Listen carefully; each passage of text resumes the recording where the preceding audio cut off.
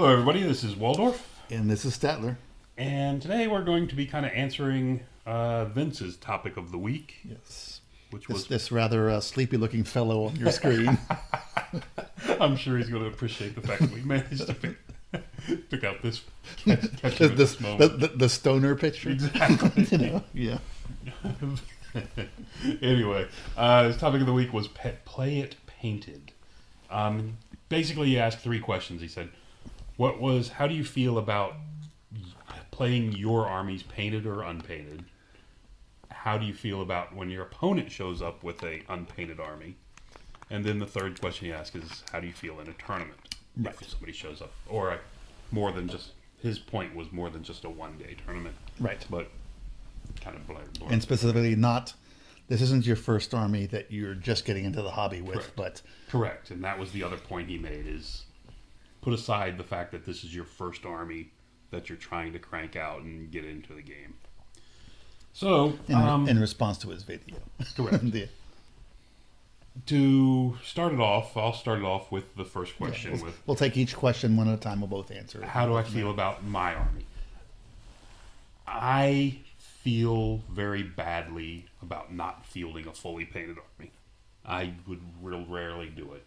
If I'm playing a game where I'm trying something out new, I may try a different unit, maybe a proxy unit, at least somewhat following what I'm looking for, but I don't. And then you're going to hear this back and forth through the whole thing. A large part of my enjoyment and the attraction to this game is the visual of it. I mean, if you're not going to play with painted models, what's the difference between this and a board game? Yeah.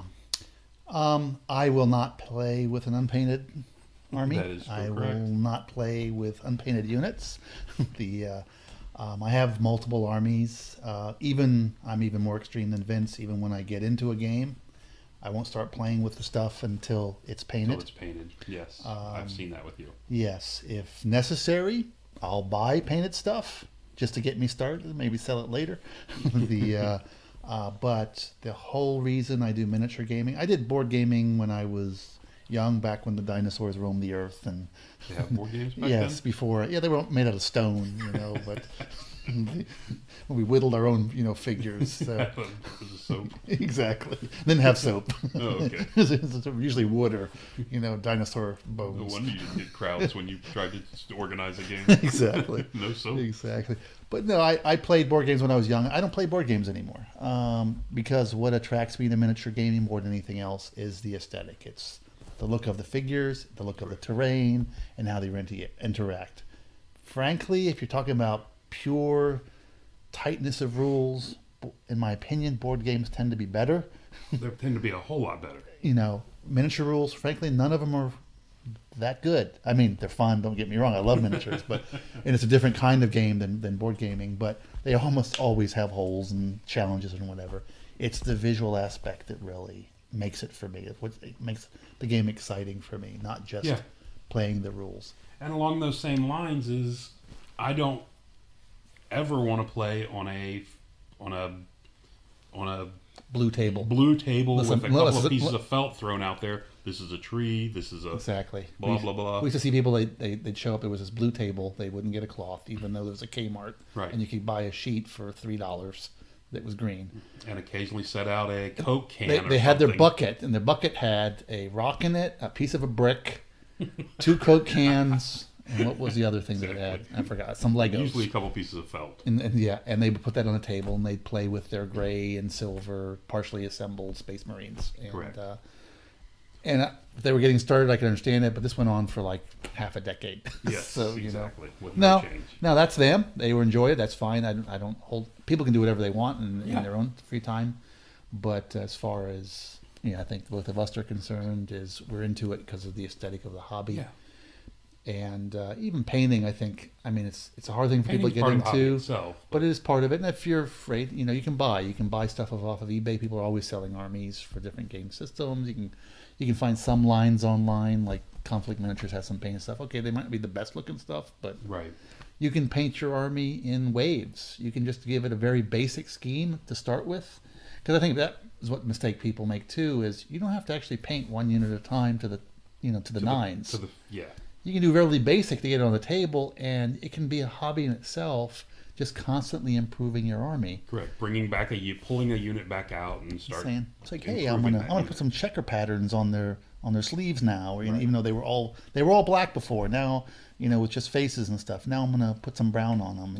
You can do stuff just to add them and make them look better. And I'm not a paint snob as far as, this has to be really good looking stuff. I don't care about that. No, it has to just be a decent look. It's got to look like it. So, anyway, for my own stuff, I want to look to a certain standard. Correct. I mean, answering the first question, which is ourselves. So I generally won't just have a half painted guy on there. And that's true.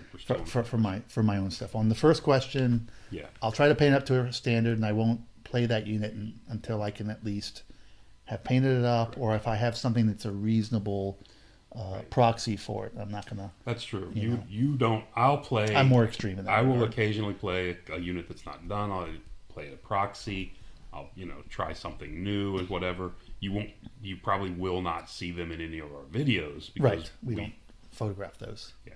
I may play something the base isn't quite done yet or something like that. I haven't glued the shields on. Right. So. But I mean, part of our whole thing is the aesthetic of the game itself. Right. So leading into the next question is, how about your opponent? I feel kind of the same way about my opponent as I feel about myself. I don't like to see an opponent bring a unpainted army to the field. If this is a guy who's new to the game, it's new to the hobby, whatever, he wants to bring this, he wants to play, he wants to try to get a feel for the game or whatever, I will make the exception and I'll play. I'll play the game. I'll have a good time. Try to bring somebody else into the hobby. If he shows back up a couple weeks later with the same thing, plays, fine, whatever. 3-4 months down the road, I'm still seeing all gray army, no effort at all being put into it, and he's been showing up week after week for a couple months. And now I'm going to start declining to play him. And now he wants to play a second army. Correct, and then or start to build a second army or a third or whatever. That's where I start to draw the line as far as playing with someone. Or somebody who's playing with their, like you said, a third army. I know you've got 3 painted armies at home. Why are you bringing this this unpainted gray crap to my game? Exactly. That bugs me. Yeah, I'm more strict. It's a very rare situation where I'll play somebody with an unpainted army. Unpainted army? Unpainted, yes. I'm not sure I'm falling asleep like Vince. An unpainted army. I'm more likely to say, hey, you want to try this game? I've got multiple armies. Here, which army? You want to try this one? Fine. Yeah. I'll provide both armies for the game. Because the other thing, I think, getting people into the hobby, the rules aren't that good, generally speaking. It's the visual. That's why people come walking up to your table. Correct. It's not because they think you might be playing an exciting game. It's because it's a shiny thing. Ooh, that looks good. What is that? Right. And that's when you get the questions. You have some decently painted troops out there, some nice terrain, and it makes such a difference. So while they're painting their army, they can borrow my army. That doesn't always work. Doesn't always work, but and I'm speaking more in generic terms and sometimes I set up a lot of scenarios too, where I actually just provide the troops because that way I know you're balancing the scenario. So yeah. Yeah, I don't like to see that happen. We talking about terrain. We mentioned that before. I mean, again, I'll just pop this up real quick. This is a World War II game we play with the 20 millimeter figures. Yeah, Battle of Group Normandy. This really takes probably 15-20 minutes half hour. Not even that long. If that, to set up a board that looks like this. And what are we talking about? We're talking about pieces of carpet.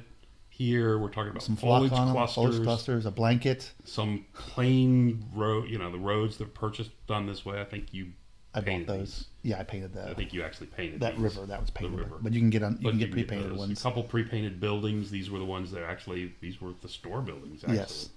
Like I said, it doesn't take a whole lot to make a table look like this. Exactly. Now, if the table looks like this, or the table looks like this blue table, when people walk by and they see this, what are they going to stop and look they're at? going to stop and they're going to look at this and they're going to ask you questions about it. Exactly. And get somewhat interested. And this isn't a fantastic table. We're just pointing out it looks decent and it was inexpensive generally, and it's easy to throw out. Quick, inexpensive, and all this stuff fit into a tub that I carried into the store. So, Correct. you know. Yeah, and you're kind of feeble, so it's... Yeah, exactly. Well, you get to our age, it's hard to carry things. So anyway, that was just kind of back to the next point. generation won't help you anymore. They don't like open doors No, or anything. they won't do anything. For Damn millennials. They'll watch it. Oh, yeah. Spit at you, as a matter of fact. Exactly. And now on to the third. The third question was, how do you feel in a tournament when this happens? Well, when I run one. He was asking about even larger, the 30 plus tournaments, the 2 days. I run 1 day tournaments in our area. One of the requirements I have is fully painted armies. Yes. Just because that's my thing. Mm-hmm. I recently went to Buckeye Battles, which is a fantastic tournament, over 100 players. And I don't know if you probably saw it, my first or second game. It was the first game. First game was against an unpainted army. Actually, second game. Was it a Second game. I remember the video 3 minutes. But yeah, it was a short 3-minute video because I didn't want to do it. But yes. I was extremely disappointed in that. I was bummed out. One of my 5 games was against a completely unpainted army, and I didn't like to in a tournament situation where I'm paying money to play against. I'm expecting to see something.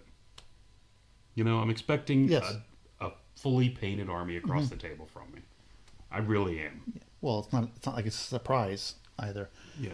I mean, I understand the guy I played got penalized because he got a 0 paint score, which is usually nominal. An average paint score. Well, an average paint score was like 18 points or something. Out of how many? Well, out of basically it means he lost a game 18-0. Right. So, but my thing was, I'm not looking to penalize him. It's penalizing me to have to play that army. Yes. I'm sorry, but it's the way it is, and I'm just not thrilled with an unpainted army. So I don't think they should be allowed in tournaments. I said I don't play singles tournaments any longer. Everything I do tends to be doubles of different games. When I did those singles tournaments, I used to go to the grand tournament GW used to hold for Fantasy Battle, for example, and now it's some other stuff. And yeah, I'm spending money. I'm spending my time. And there's 2 things that will just totally bring me down. One is an unpleasant opponent. The other is an unpainted army. It's like, I knew this thing's been coming for a year. I had time to do something, put something together. Correct. Or if you don't have time, borrow it. And borrow, do whatever, if you're going to show up to a tournament. And yeah, I think it's, that guy might think he might be enjoying himself, but it's kind of like, somebody who's a smoker in a room of non-smokers. That's how I view it. That is kind of true. You're doing fine, but everyone else is suffering because no of you. one else is thrilled with it. So I feel in a as you saw, I feel strongly in a 1-to-1 environment, but in a tournament environment, there is just no excuse. I feel to having unpainted armies because there are options. Now, once again, you're first getting into the hobby. You don't have money to buy a painted army. Right. You can't, for whatever reason, you can't borrow an army. These things happen. You're getting started. That's definitely more understanding, especially you're working on it. And I've had plenty of people that come to me and ask for advice on how to paint things and, get certain looks or whatever. And more than happy, because that's part of the hobby to me, and more than happy to, give what little bit of advice I can. Yeah, it just keeps going on and on. When you start showing it, I remember years ago we had a league going on. I don't know if you recall, and we had this one guy. He was doing lizard men. Yes. And he glued. It was the old plastic GW lizard men. The skinks were one model glued to the base. The Saurus warriors were the body, the head, and the arm. One model glued to a base. It was a skink. Right. Glued to the base for the skink. The Saurus were 3-part models onto a base, and the other models came out later. They were metal models. They had more models. So we had skinks, and they were all still gray. He managed to spray paint his bases green. I do recall that. And he glued, the skinks were gray. Yes. He had the Saurus warriors glued on, but just the body. So they had no arm and no head. And then the piece de resistance was he wanted some Croxagores. So he basically got a number of 40 millimeter bases and using a pen wrote Crocs. CROX on the bases. And this was basically his army. And he played with that for 6 months. Right. And then he decided he was bored of that army, and because that army was, and he used the term, "Oh, this army's done. I'm gonna start another army." It's like, okay. Have fun playing. So he enjoyed himself, but I didn't. I didn't play against the guy. He was a nice guy and all, but it's just that's not what I'm looking for the hobby. No, so it's not. It's a hobby to me. It's not just competition. And again, I just want to stress again what I said earlier. I'll definitely step down my expectations if I'm playing somebody who's getting into the game. Correct. Because I want people to get into the game. I do, and I don't care how the quality. I don't care if you've got your face is half on your chest and you've picked weird colors or whatever. You know, you've made an effort. Plenty of those and we see that, and I'm not going to RB7. make fun of those people. You know, if they ask me how to do things, I'll tell them. But you know, they've made an effort, and we all have different. I mean, we're not all like Vince and can do a nice, amazing paint jobs. I'm not a good painter. You know, and. So, but that's okay. You made an effort, and frankly, when you're 2 foot away from even a poorly painted army, yes, you're not going to see a real. It looks fine as long as the basing is okay. You know, the basing's okay, and the colors are just there's some variation. Yeah, you can see the guy's got pants and a shirt on or whatever. Exactly. Okay, fine. You know, you can make things out to a degree. Because it doesn't have to be that great when you look. Because most of the time you're 2 foot away from it anyway. Correct. So you know, if you want it to be great, that's good too. I mean, we all want our armies to look fantastic, but you don't have to start there. Yeah, and like we said before, I mean, one of the things that kind of bugs me just a little bit is the guy who's got 6 different armies, none of them finished, none of them 3-color minimum, painted every model. Exactly. Just kind of gets on you. Yeah, it does. I mean, as I said, you run into it more than I do, of course. But but yeah, and it also depends what game you're talking about. Some games are much simpler to get into painting than others. I mean, you're doing like a fantasy game, and most of our videos are on fantasy. Of course, you have to put a little bit more effort. But think about the army you're doing too. You know, you got guys who are you're all doing Warriors of the Dark Gods. You can get a very basic paint job on them pretty fast. You know, you can spray them in metallic and paint some basic colors on their armor, and you've got something. You know, some bases. It's not difficult. That's the other thing I think. You know, people getting into a game is the worst thing you should do is, you know, pick the most difficult army to difficult army to paint. Maybe you do ogres because there's not that many of them, and you can do with a relatively simple scheme if you're trying to get into a game. So there's all kinds of shortcuts. You can buy pre-painted models. You can find stuff on eBay. There's different options. If you've got the money, you can buy. Go to Dragon Painting Service and pay $1 million and have half an army. You know, whatever it takes. You know, that is an option, I guess, for some people. Yes, whatever options work for you. But there's almost always some kind of deal on eBay that's if you're serious about the hobby. Later on, it's something you can do if you're not really comfortable painting. The other thing that I find that I'll often buy badly or partially painted figures off of eBay. Right. Because people sell them, they're so cheap because they're worth less than the you're paying the run. You're paying less than the model. You may be paying less than $1 a figure, and they're poorly painted, but hey, you can play with them at that state. I don't. I use them as a base coat and build up from that. But you can actually get cheaper guys, poorly painted quite often than you can unpainted new stuff. Correct. So there are options. There are options. Anyway. So that's going to do it, I guess. That's kind of our feelings for that. Yeah, so we got to get off our soapbox a little more. We are. A little more angry. It's like our dwarf. I'm sorry. Dwarf rant? No, we're not. It's nowhere near that bad. Exactly. And nowhere near it should be that bad. That's true. Painted dwarves are worse than unpainted other armies. That is true. So I guess at this point we should let Vince go to sleep. We had to get some dwarven hatred in here. Exactly. Well, we have to get him to sleep because I just noticed something over here. I didn't see this video. This thing's 5 hours long. Yes. Did you see this down here?